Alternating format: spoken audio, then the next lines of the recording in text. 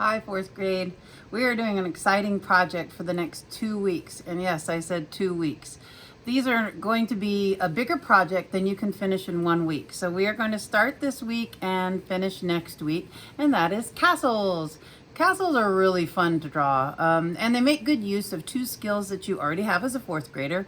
One is the ability to draw 3D shapes, and the other one is to use your shading. You can see shading on this side of this tower. I did that shading with watercolor. So that's another good thing you're going to learn in this lesson, is how to shade a little bit using your watercolors and have some good fun, because castles are good fun. So here's one of my castles. Show you another one. I am nowhere near done with this. I guess I liked round towers because I did that in all of mine. And at the bottom of this one, I added a dragon. One of the things artists do that makes their pictures much more interesting is to make sure that you have a foreground. That means what is closest to you, and we've talked a little bit about foreground this year. A middle ground, where my castle is, and then a background. And in this picture, my background is kind of these bushes here and the sky. You're going to be adding lots of texture like the dragon scales, because texture is how something looks like it feels or how something actually feels. In this case, he looks scaly. And we're going to talk about how to do bricks and towers and things so that it really looks good and you can get your medieval castle vibe going. So again, this is going to take 2 art times because it's a lot just to get this drawn. And once you get it drawn, then you have to go over it with Sharpie. Once that's done, you've got some painting to do. Don't worry right now if you do not have a Sharpie or paints. Art supply pickup is happening tomorrow, and in your art kit that you will get from me is a Sharpie and some paint. So you will have everything you need as long as you go get your stuff. All right, let's talk about the how-tos. I have a sheet, bending this thing down. Hopefully you can see. I have a sheet that looks like this. It is posted on Canvas. It says castle shapes. It's all the stuff you're going to need to draw a castle. Some of the biggest features of castles were created because basically back in the day, people built castles because other people were going to come attack them. So everything they did on a castle was to defend themselves from people attacking them. It was brutal back then. You basically had a castle, someone came and attacked you. If they were successful, they stole your castle. So it was kind of harsh. It was really harsh. So let's talk about these towers. Excuse me. Towers on a castle were where the archers, the guys that shot the bow and arrows, that's where they sat up there and shot down at the people attacking the castles. They also had big, heavy front gates because if you saw the enemy coming, you wanted to roll up your front gate and shut it so that nobody could get in your front door. Let's talk about how to draw these things. Start with a pencil. Always start with a pencil. You're going to notice I always start with a pencil. If you're wanting to draw a round tower, you've got to remember a round tower is the shape of a cylinder. So, let's see. I need to get where you guys can see, which is back here, not up there. All right. I am going to draw a frown if I'm drawing a tower. And let me draw a Sharpie so you can see. You're going to draw a pencil till you get it right. I'm going to draw a Sharpie so you can see on this video. I am going to draw a frown. I'm going to draw 2 straight sides. If I want to have a roof, I am then going to draw something that looks like an upside down ice cream cone. And then it depends on how fancy you want to get with the roof. If you want to have little things like this, you're going to draw those in. These are like little, I don't know, it's the underside of the roof. And they could also stick their arrows out there and shoot down at people. The main thing to remember is not to draw straight lines if you have a round tower. What do I mean? Here's what not to do. If you have a round tower and you just draw it like this, see how I used a straight line here? And then you just draw straight lines across for the shingles and you draw straight lines across for the bricks. How flat does that look? Seriously flat. If you want your tower to look round, your lines have to curve, baby. Curve. If I started out with frowns, I'm going to keep going with frowns all the way down my castle. Curved lines. If I put shingles on the roof, it's going to be curved. That way my tower looks round and not flat. One thing about bricks, and you guys that play with Legos will know this, you never build a wall where the bricks look like this. See that? There's a reason. If you've ever built a Lego wall where you stack the bricks right on top of each other, the wall falls down. It's not a strong wall. People that build walls know that when you build a wall, you want your bricks to kind of stagger out so that you do not have the lines right on top of each other. I'm gonna get that closer so you can see the difference. Weak wall, strong wall. Same thing with castle builders. They knew that. So when they built the castle, they made their bricks, the lines of the bricks, staggered. You see these lines are not lined up. They are, if I have a line here, then I'm gonna, on the next row, put one over here. You notice I didn't put all my lines. I kind of left some out to make it look old. Now, you can definitely see the difference between those two towers. Looks 3D, looks like a flat arrow. Don't do this. Round tower, curved lines. Let's talk about another kind of tower, and that would be the square tower. And I'm gonna move my camera some because it seems like it's not close enough. Let's get right here. Okay, now, the square tower. You have to remember what you know about drawing forms. What's a form? Is a 3D shape. If I want a square tower, I am first going to draw a rectangle. However, if I want this to go back in space, I need to draw it going back toward the vanishing point. Let's go ahead and put a hill back here behind my castle so I can have a vanishing point. Let's say my vanishing point is right here. If my vanishing point is here, you'll remember from our little perspective lesson, all the lines are going to go back toward that vanishing point. This one's a little off. If I had a ruler, I could draw them with a pencil, then Sharpie them. So here's the edge of my tower. And for ease of drawing this, we're just going to make a tower, not a whole castle. Now it looks like this side of the castle is going back into the distance. I'm going to put a roof on it. Easy enough to do. I'm going to draw a triangle. Oh, that was terrible. Don't do what Mrs. Moore just did. That's why you're using pencil and not Sharpie. Again, my line is gotta go back in space.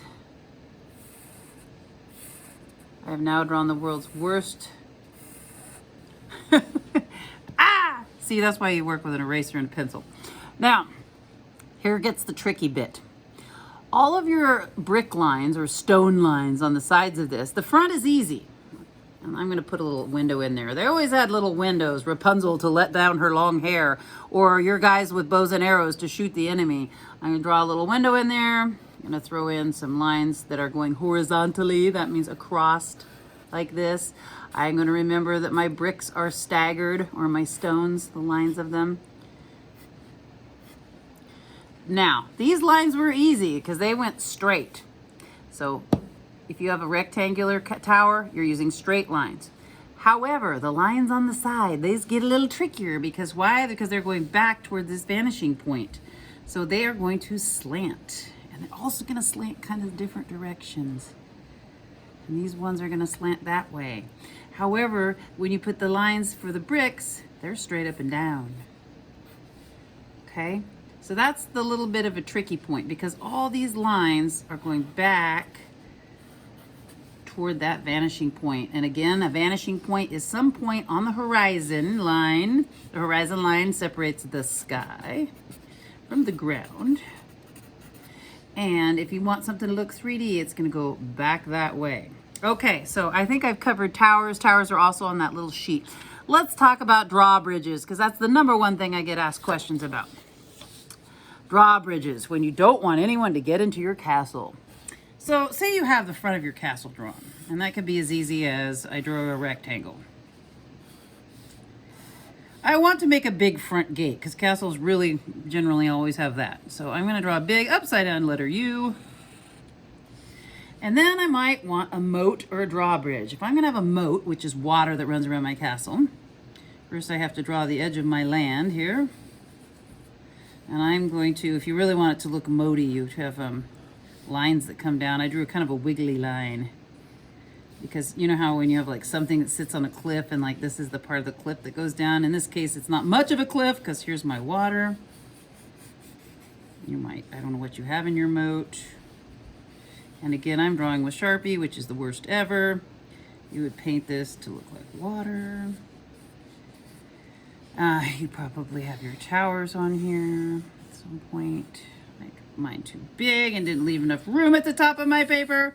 Again, why you draw with pencil first. So say I've got my front of my castle. So let's talk about the drawbridge. So a drawbridge, again, is going to come out towards you because the vanishing point is somewhere back here in your picture. The two lines are going to start here but get wider as they come across the water. Here's what I mean. And sorry, I can't erase here because I've drawn with Sharpie. So I'm going to start here, but as it comes across, my line goes out. Same with this one. It goes out. See how they start narrow and they go out? If you don't do this, it won't look as real. It's a very cool thing to make your lines go out. Usually a drawbridge made out of some kind of wood planking. So I'm going to try to use my mistakes here. Turn them into boards. Maybe you put in some nails. They nailed the board on. Details always make your picture more interesting. But the key thing here is to make that go wider as it comes across the water. Now, in general, there was some big bolts, massive hardware here, and a chain that went from here to the end of the drawbridge. I should draw the end of the drawbridge. Because they needed to be able to, like, close this baby up if they needed to. So the chain would have gone down, all the way. This is a quick, I'm just drawing ovals here, and would have attached to the end of the drawbridge. Same thing over here. Massive piece of hardware. Draw some, my chain's going the wrong way. This video could be called 9,000 Reasons to Draw First with Your Pencil and Not with Sharpie. But if I draw a pencil, you won't be able to see it. All right, so I've got my chains hooking my drawbridge to my castle. A lot of times castles had this really deathly gate that had these big spikes on it called the portcullis. I think they should have just called it the head chopper because it was serious. It was, they usually kind of had steel bands that went this way because it was not enough to have a massive door. They also had to have a steel door with like spiky teeth that they could crash down on you. And then they shot their arrows through it. It was brutal. Medieval times were brutal. Okay, so they had these big bars that look like this with spikes on the end a lot of times. I think that's a lot of the front of the castle. Now, if you want your castle wall to look like it has thickness and it's not just flat, continue these lines in, and then you can go arch them up. And then your bricks inside there. I keep saying bricks, but it's more like massive stones. And now your castle looks like you're going to the inside of the castle, and usually there was a courtyard back there somewhere. Don't drive yourself too crazy on perspective. It's helpful like in areas like here where you want it to look like you're going inside. It's helpful like if you have a window, upside down letter U. I run another little line here because then it makes it look like the window, this wall has some thickness to it. I could go really crazy and I could start to put perspective on these blocks. But if you don't feel like that and that's just making you get really super frustrated and tear your hair out, you don't have to. It's kind of fun to challenge yourself. If you feel up to a challenge, that's another thing you can do. How many ways can I create perspective on my castle? Because it does make it look 3D. But so here's your basics of your castle entryway. So they might have torches. If you want to draw a torch, it's simple as drawing a rectangle, little rectangle, and then some fire. Maybe you have a torch on the other side. These are all the details that you can add. You know, we're going to make your drawing better. Have some fun. Castles are a blast. Okay, so I think these are some of the basics of the castle. I think I'll go over windows a little bit. I did that curved window. If you want a square window, remember if you're on a round tower, it's going to have a curved top and a curved bottom. Line in, give it some thickness. Got one like that. Sometimes they had bars on them, sometimes not. If you have, you can put things in your moat if you want. You can, let's cover this other kind of tower, the real castle-y kind of tower. Do that before the end of this video. Well, come on, paper. All right, let's talk about the classic tower you associate with castles. And that is the one where you've got, it's curved and it's got these poking up teeth. Start with a smile. Draw some lines down from each side of the smile. Line in, and now we're gonna draw the tower part itself. I think you know where I'm going with this. You've seen one of these before. And then it's got the teeth at the top, the ones that look like this.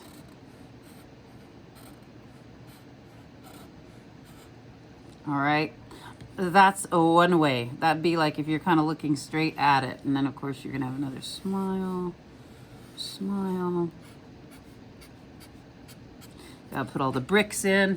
But what happens if you're looking up at it? Because I know some of you guys are gonna look at these castle pictures and be like, wait, Mrs. Moore, it's not a smile, it looks more like this. It's like a frown. And that would be a change in your point of view. It'd be like you're looking up at the castle. And you might wanna do it this way. Notice I'm curving my lines because I've got a curved tower. You're gonna see some of these pictures where their perspective is like this instead. And I kind of prefer this because it makes it look like you're looking up and it's really tall. Curved lines, because I've got a curved tower. Don't make them straight, it'll flatten your tower out. Okay, so that's kind of this kind of tower. I say kind of a lot of times. This is a line that you're gonna use a lot with castles. You know why they had these things? Because these little holes were where the guys with bows and arrows stuck their bow and arrow out so they could shoot down at people without getting hit. These they would hide behind the other ones that were sticking up. So I think these are some castle basics. Please make use of everything that I've got on the website too. Let's talk about the painting part before this gets too long. All right. I'm gonna use this one, because I had started to paint this, but I am not all the way done painting this. I want to talk about how to mix the color you're going to need, which is primarily gray. A lot of these were gray stones. So you're going to have a watercolor set, probably not as many as these, but doesn't really matter. And you will probably have a black in there. And the tray of your watercolors are where you're supposed to be mixing your paint, anywho. I might put a little purple in mine and a little blue, because I want my stones to be kind of a bluey gray. I'm gonna mix myself up some gray. You always wanna mix the color first, and you might wanna test it off to the side to see what color it turns out. You don't want a really heavy black. Now when I'm doing this, I like to just get water on my brush and get the area wet that I am going to be painting, just all wet. I'm careful, I'm avoiding my windows because later on I wanna color those in yellow, like there's light inside my castle, so I'm being careful. Then I'm gonna get the paint I mixed and start putting it on. It's okay if it kind of moves around. I want it to look old, and the blotchier the paint is, the older it looks. And I'm gonna get kind of a light gray on there.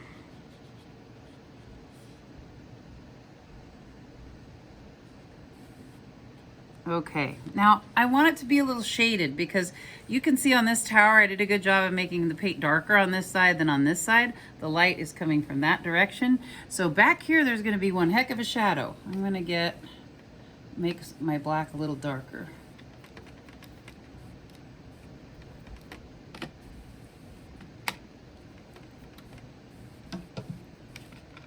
And I actually don't have black in these paints. I'm making it kind of a blacky gray using blue and brown purple together.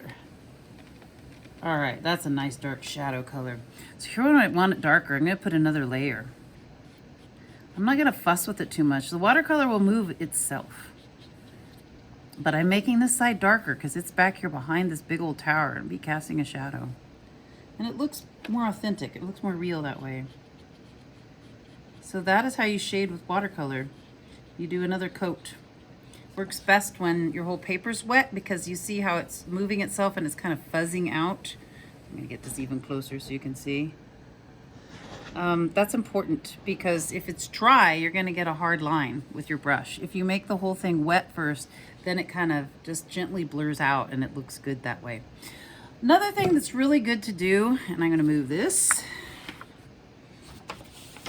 is after it's dry. This one is already dry. And your watercolors are dry, but you have areas that were too hard to get into because, you know, watercolor can only get so detailed, and before it gets like, you know, you try to put an eyeball on something and all of a sudden it's running all over the paper. After you're done, colored pencils go great with watercolors. In fact, I think I colored her hair with colored pencil. I did some of the details up here with colored pencil. So go back with colored pencil and you can do things like I'm coloring the dragon's eye here on this shield on the front of here, and I'm going to give him some details. Basically, the more details you add, the more interesting anything gets. I couldn't put these itty bitty stripes on here with a watercolor brush. That would be like way hard. So I'm going to do it with colored pencil. I put the flames inside of these torches with a red Sharpie. So go ahead and add details. And oh, by the way, here's a good example of a moat down here.